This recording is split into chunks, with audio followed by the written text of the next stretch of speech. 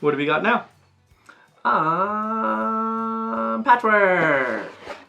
Designed by, I always say this wrong. Uwe Rosenberg. Yeah. Yes. All right. And then this one is published by Lookout Games. Mm-hmm. And Patchwork is essentially this tile placement game where you're going around in this circle, taking tiles and placing them onto your board, trying to collect as many buttons as possible. Because buttons will help you buy more tiles, and they'll help you score points later on as well.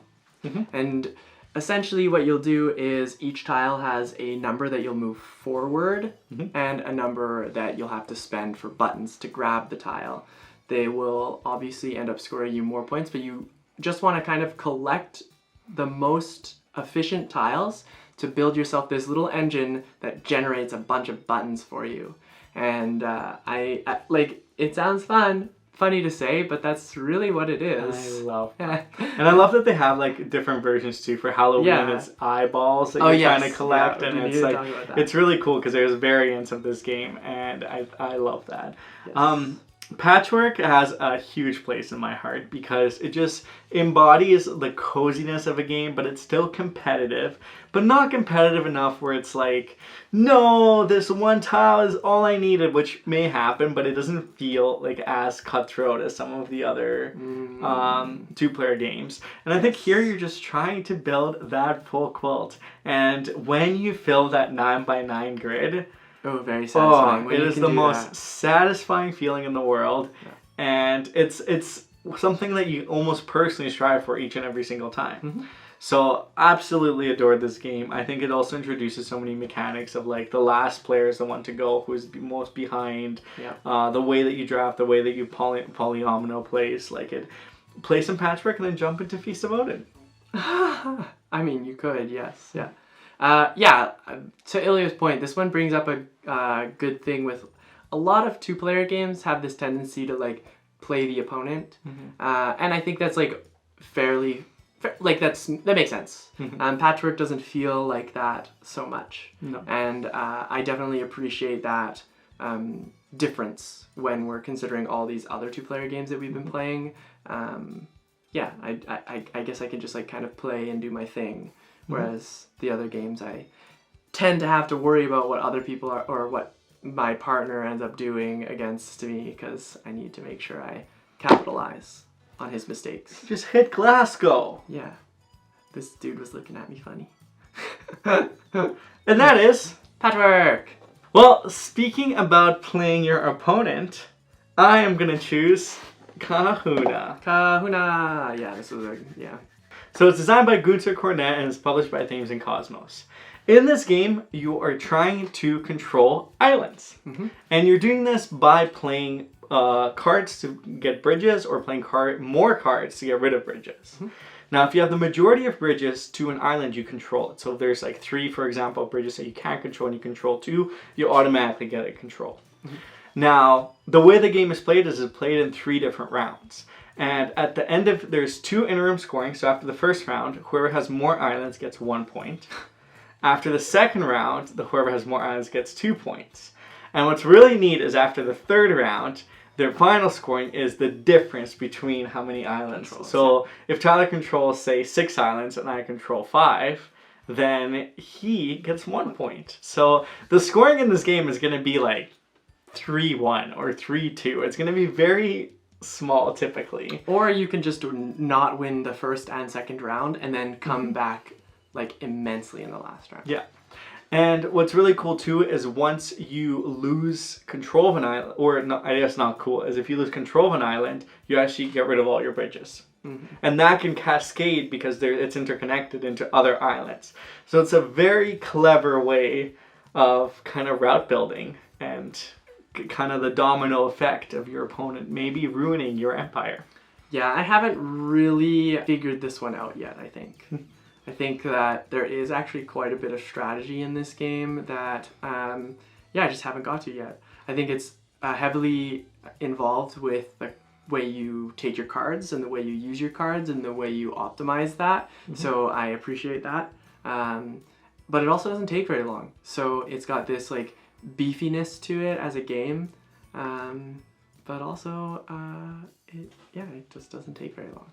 So. It definitely leaves you on your toes the whole time because it's one of those games where you just cannot see everything, and every now and then someone's going to see and be like, oh, I can do this, I have the perfect cards, let's make this happen, and then bam. But it's also interesting because it goes through phases, because in the beginning you really build up bridges all across the map. Yeah, because there's nothing on the board. Yeah, but then in the more like later part of the game, you're trying to remove bridges and kind of seeing those cascading effects. Mm-hmm. So I really appreciate this game. Love the scoring in this game. I think it's extremely clever. And yeah, Kahuna. Kahuna. Let's talk about Kingdomino Duel next. This one's a roll and write. It's our one overlap it's the between roll. So it's a Venn diagram, roll and write month, 2-player month, and this tiny sliver, basically the lines connected. That is Kingdomino Duel. Yeah.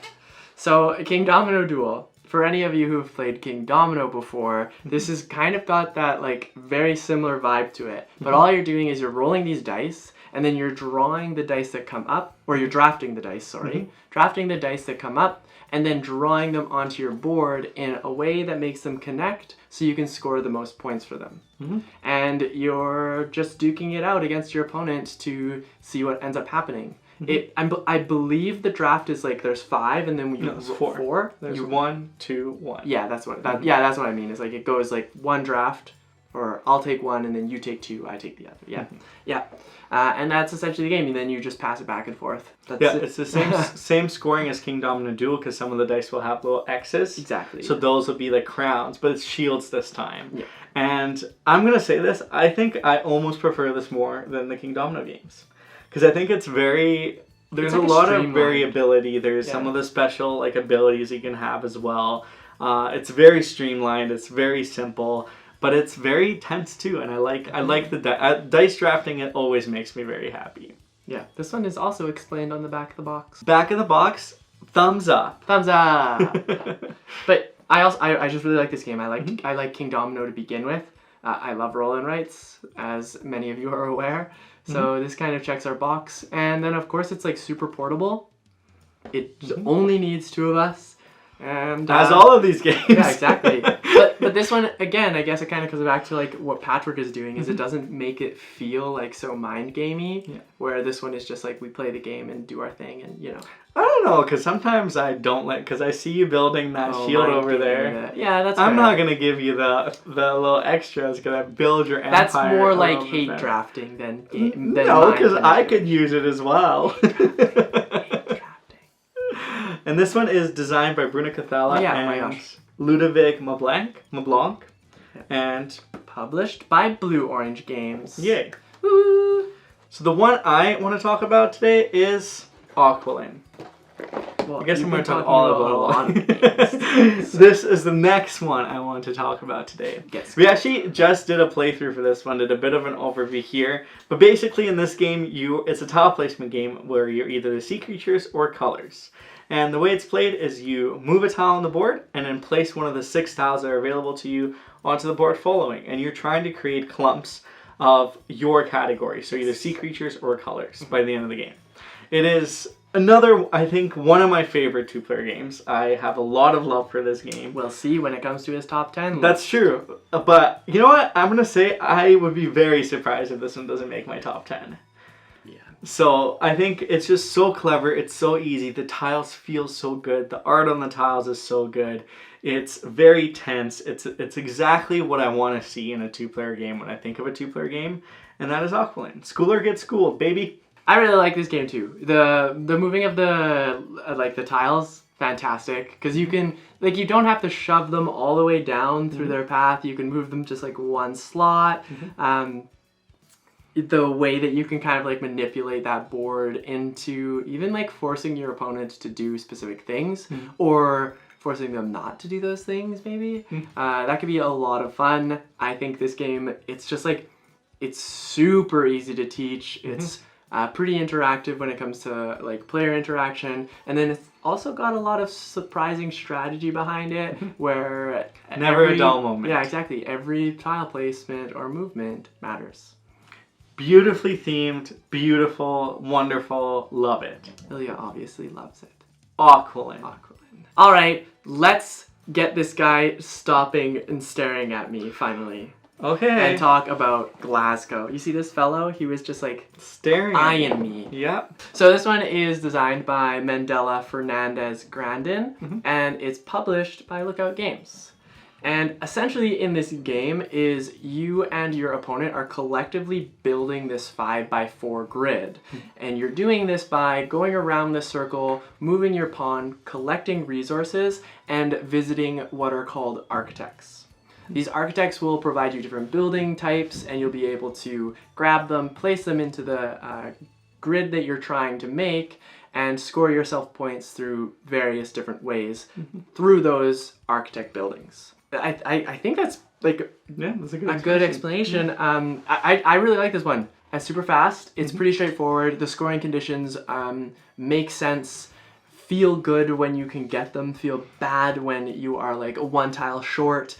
And it's just a lot of fun. The only other thing I guess I didn't really mention that's important to the game is you're moving in a clockwise fashion, so anybody who is in the back, that's who gets to go first.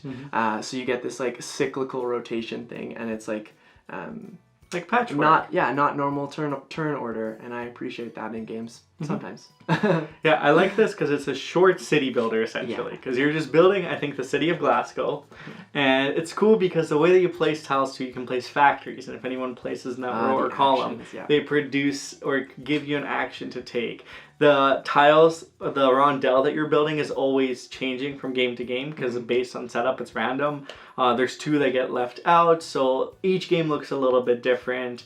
The way that they're laid out is a little bit different, and I think it's just making sure you're utilizing the strategy in the best way to collect the resources and transfer those resources and building some beautiful architecture.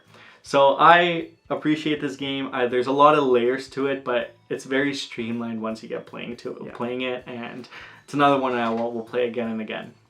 Yeah, I think one of my favorite things about this game in particular is when you're building your grid, if you grab one of the architect buildings, they have got this arrow that points towards the player that owns them, and for some reason, like, it's just this subtle thing that they do with the tiles that makes so much sense, and I am so appreciative of it because like you only score points for the buildings that you get. It's a clever design that honestly I'm surprised not a lot more games integrate. Exactly. Yeah. So that is Glasgow. Yay. Okay, up next we're going to talk about Lost Cities. This is from Rainer Knizia and Themes and Cosmos. So in this game, you are wowing control over certain colors of cards. And basically on your turn, you'll play a card or discard a card. And then you'll draw a card, and it will continue. Now, when playing cards, you can go into different territories, but you have to kind of build up from low to high.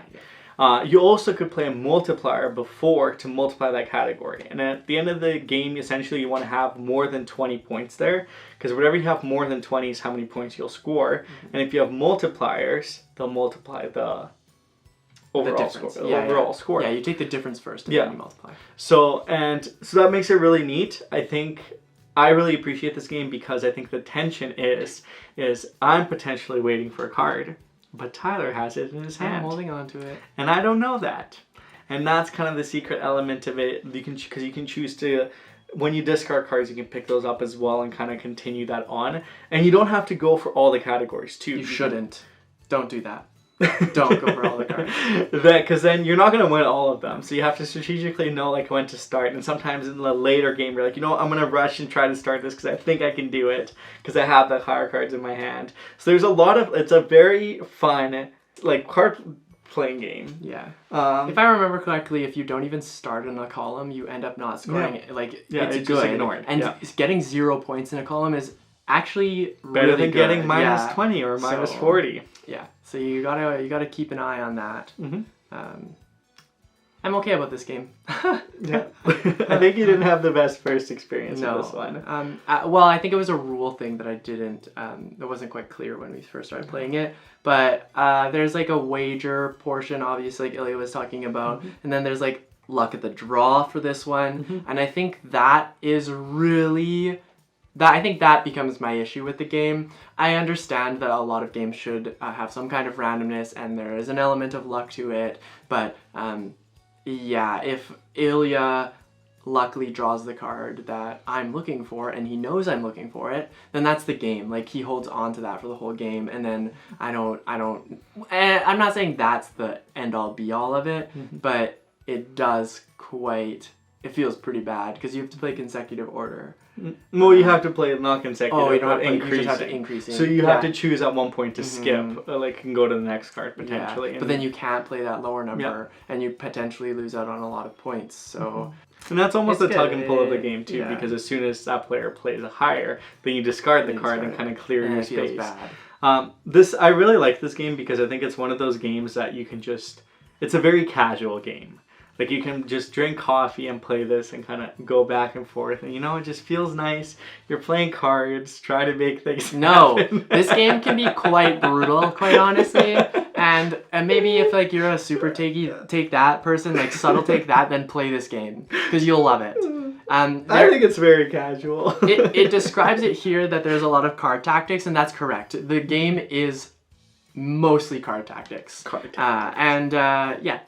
Cup of hot cocoa. But not like that. Just enjoying playing a little card. Here, I'm just going to go a little here. I'll play it. Little old me is going to go here. But there are other 2-player games that I would go for first.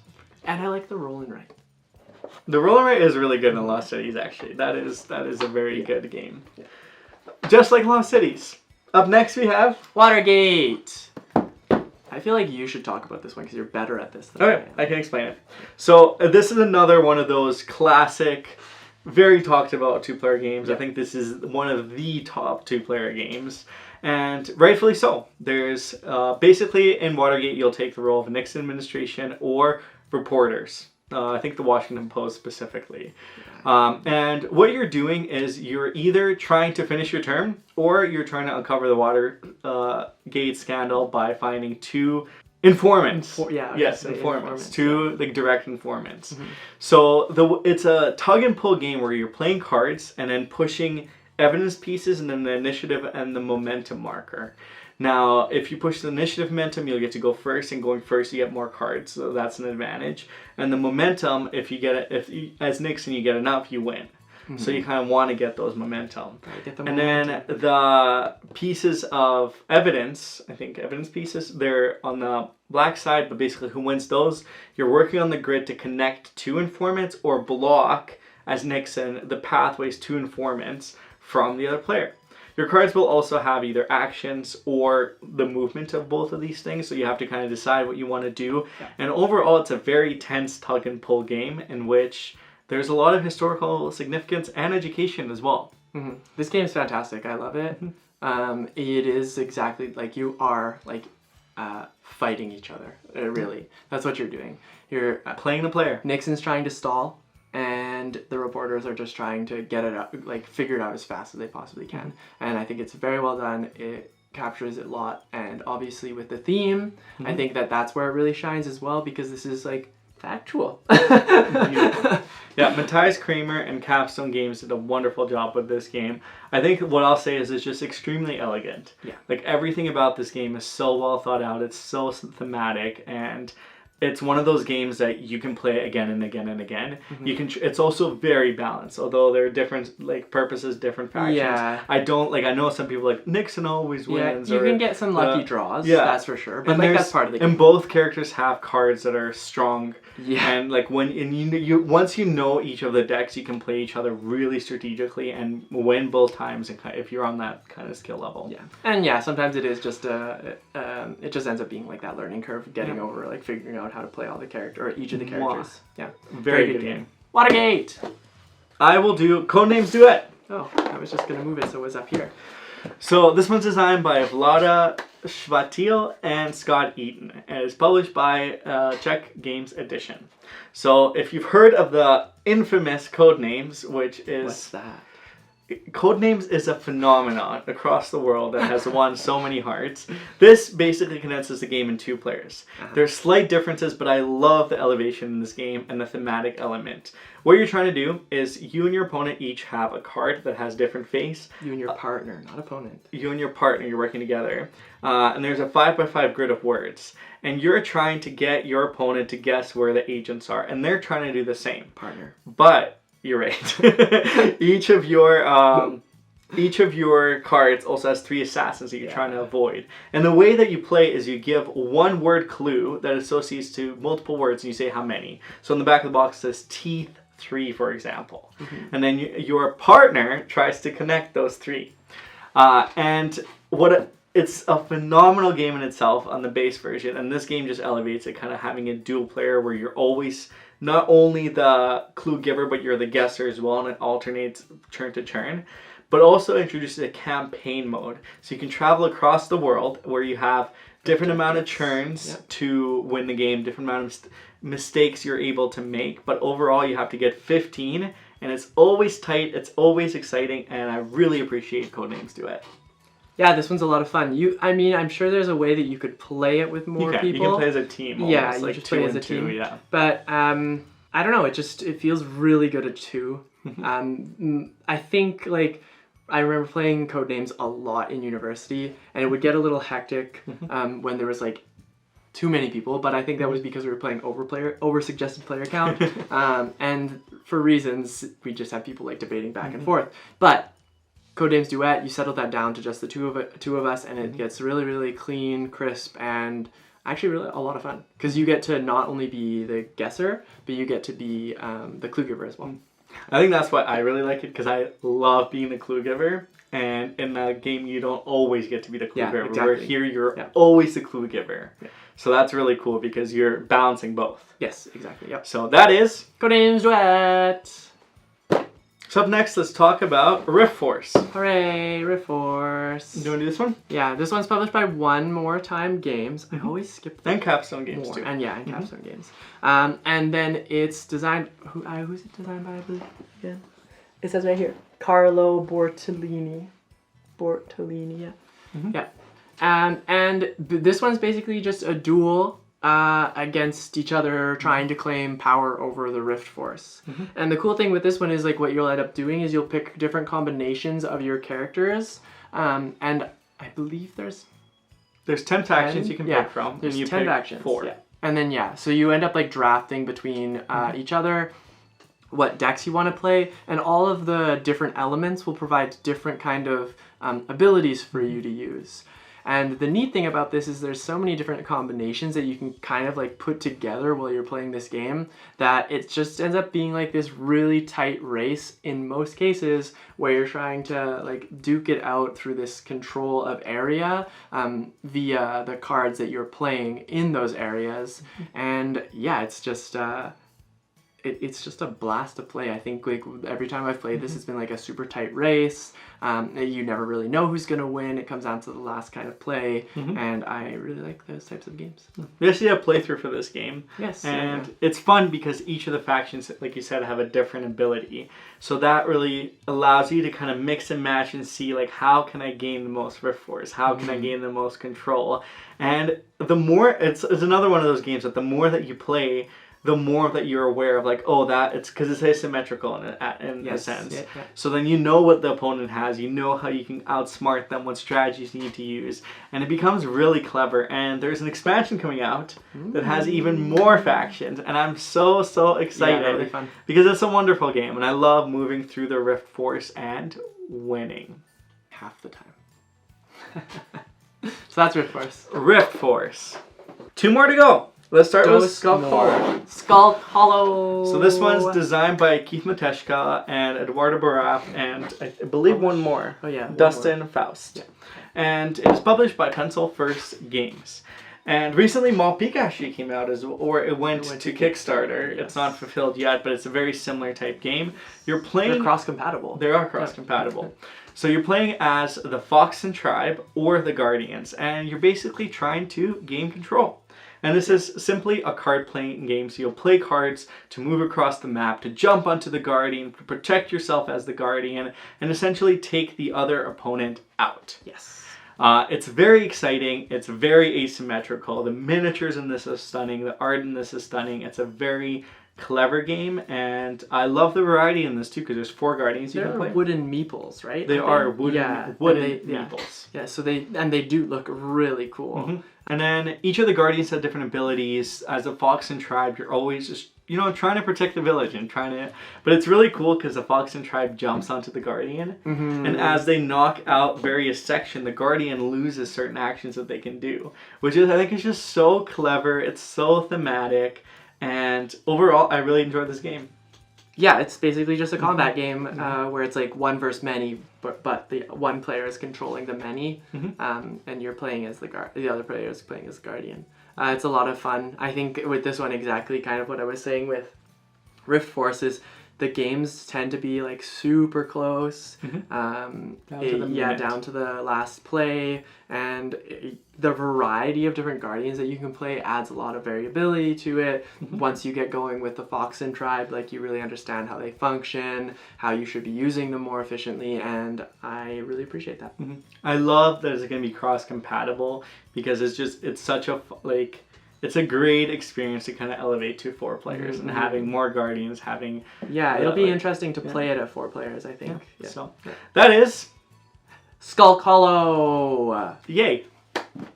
And last but certainly not least, we have Poor Haven.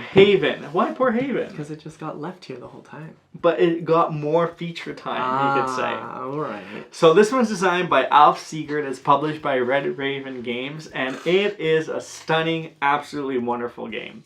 Basically, you're playing either as the city or the forest. And you are playing cards to basically control various of the Guardian spots and place shrines onto them, I believe. Shrines? Yeah, I think they're called shrines. It's basically just place control on them. Yeah, you're vowing to get control of different spaces so that and the spaces they surround will be how you control. Like, it's an area control game. Yes, yeah. But it's area control through cards, which is very exciting. We actually did a written review of this game where we go much, much more into depth, but it is one of my favorite 2-player games. Yeah, which I've said for many. I think that this one is fantastic. I like the what they do is basically you've got like your board that you play on, and then like the cards that you're playing, and you're essentially trying to like beat the opponent by playing higher valued cards. But there is like some hidden information going on, and then there's what they have is like offerings, and when the offering reaches a certain point, that's when it's triggered, and then that's when the battle like happens. And you can trigger it, or your opponent can trigger it. Exactly. And what's really cool, too, is once you trigger it, your opponent still has a full turn before the effects of it are triggered. So there's that element. Are they going to play a card that will ultimately win them the control? But also losing is not bad, because you get other benefits, and you get to move the Guardian where they go next. So there's a lot of layers in this game, and I think the way it's designed is just extremely skillfully. It's one of the most elegant and beautiful games in the 2-player variety. Yep, I really appreciate this game. It's cool with the little elements. I think the theme really shines out too, because basically it's like technology versus nature. Industrialization. And you want to kind of like clash with that, so it's very neat. I love this game. I really enjoy this game. Alf Siegert did a phenomenal job. More people need to play this one. Yes, definitely. I think one of the most underrated 2-player games, in my opinion. From the list of games that we have, I think that this is one of the most underrated ones. Well, what a good one to end it off with then. Yes. Haven. Phew, I'm tired. Yeah, that was a lot of work. That was a lot of games. A lot of games. I'm hungry. I'm also hungry. What are we gonna eat? I want food. What type of food? Any kind of food. The kind you eat. Eat food. Well, before we leave you, we said we'd do a giveaway. Yes. So let us know in the comments down below if you've played any of these games, what your thoughts are. If you disagree, your favorite of the ones that we featured, one you really want to play now that we've mentioned it. Tell us all about some of the games that we talked about, because we love chatting about board games. 2-player strictly board games. So our giveaway today this month is for Bandada. So obviously not this version, you get a brand new version. Thanks to Kevin, who actually provided not only us a copy, but a copy for us to give away to you. So huge shout out to Kevin. Yes. He's been watching our channel for quite some time, and we really appreciate that generous act of generosity. Exactly. Generous act of generous sausage. Just generous sausage. Generous sausage. Generous sausage. Generous sausage. generosity. No generous. Generous sauce. Generous sauce is what I was trying to say. Generosity? Generous sauce. What is generous sauce? It's like a saucy, generous thing. It's the sauce of generosity? Yeah, exactly. That. Well, how you enter the giveaway is simply by commenting down below, interacting with us, telling us about some of the thoughts in this game. Commenting down below makes you eligible for the draw that we'll do at the end of the month on the, I forget the date, but it'll be the Friday where we release our top 10. Exactly, yeah. Keep an eye out. Anytime we do giveaway, there's always bound to be some scammers that come for you. The only way we'll contact you is through either our email or our YouTube account. Yeah, so and if there isn't an announcement on a video, then you did not win the giveaway has not happened yet. So, and when we contact you, we'll link you where we say it in the video. So just be careful, because I've seen, especially in our last giveaway, I've seen some comments trying to get you, and we would hate for any of you to be scammed, because that's not fun. That said, there are a few details that we may have missed or not mentioned, but if you check down below in the description, you'll find everything there. Make sure you read that so you're aware of what's going on. It just gives you a bit more detail about like who is eligible for it, and just, yeah. And this will be a North America giveaway. However, if you are worldwide and not from North America, we'll pay for a certain amount of shipping. So if you want to pay the rest and get it to wherever you need to go, shipping is very expensive right now. So, but comment down below. We'd love to hear your thoughts, and you'll have a chance to win the wonderful Bandada. Yes, I've had so much fun playing this one, and can't wait for everybody else to, or a lucky one to enjoy it. And others as well. I'm sure other people have played Exactly. Well, have an amazing rest of your day, and we'll see you next time. I'm Bye. hungry.